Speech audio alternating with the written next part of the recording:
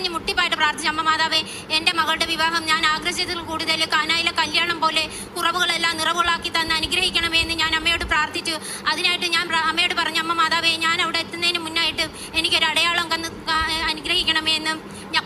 ഞാൻ ബസ്സിലിരുന്ന് ഇവിടെ എത്തുന്നതിന് മുന്നായിട്ട് ഒരു ആകാശത്തെ ഒരു മഴവില്ല എനിക്ക് ദൃശ്യമായി.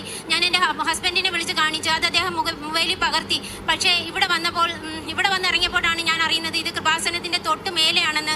അങ്ങനെ ഞാൻ ഇവിടുന്ന് ഇറങ്ങുന്ന ഭക്തരെ വിളിച്ച് ഞാൻ കാണിച്ചു. അവർ പിന്നിലേക്ക് തിരിഞ്ഞു നോക്കിയപ്പോഴാണ് അവരും കാണുന്നത്.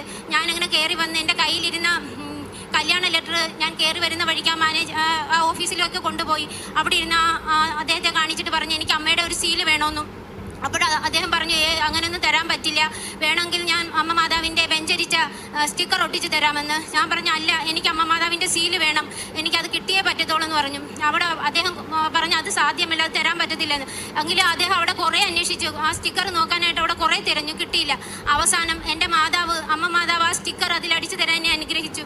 അതുകൊണ്ട് അമ്മ മാതാവിൻ്റെ കൃപയോടുകൂടെ ആ കല്യാണം കാനായിലെ കല്യാണം പോലെ കുറവുകളെല്ലാം നിറവുകളാക്കി തന്ന അമ്മ മാതാവും തിരുക്കുമാരനെ എന്നെ അനുഗ്രഹിച്ചു. ഫുഡായാലും മറ്റെല്ലാ കാര്യമായാലും ഞാൻ വിചാരിച്ചതിലും കൂടുതൽ ഫുഡ് അധികം വന്നു, വിചാരിച്ചതിലും കൂടുതൽ ആളുകൾ എത്തിപ്പെട്ടു.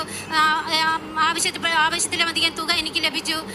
സഹായിക്കാനുള്ളവരും ചോദിച്ച് സഹായം വേണോ എന്ന് ചോദിച്ച് എന്നെ സഹായിക്കാൻ ആളുണ്ടായിരുന്നു. അതുപോലെ തന്നെ എൻ്റെ ഭർത്താവിൻ്റെ കുടുംബവും ഞാനും ഇൻ്റർകാസ്റ്റ് മാരേജാണ്. ഞാൻ അത് മിണ്ടും സഹകരിക്കുക എന്നുള്ളതല്ലാതെ കണ്ട് അതിനപ്പുറത്തോട്ടൊന്നുമില്ലായിരുന്നു. പക്ഷേ ഈ കല്യാണം നടന്നതോടുകൂടി അതിനു മുമ്പും വരും എന്നുള്ളതെല്ലാം തങ്ങത്തില്ല, പോവും. അവർ പൂർണ്ണമായി സഹകരിക്കുകയും വീടിൻ്റെ പ്രമാണം എനിക്ക് തന്ന് എത്ര വേണമെങ്കിലും തുക എടുത്ത് ആവശ്യം നടത്തിക്കോളൂ എന്നും പറഞ്ഞ് അത് തന്ന് അത് അമ്മ മാതാവിൻ്റെ ഒരൊറ്റ കൃപയാണ് മാത്രമാണ്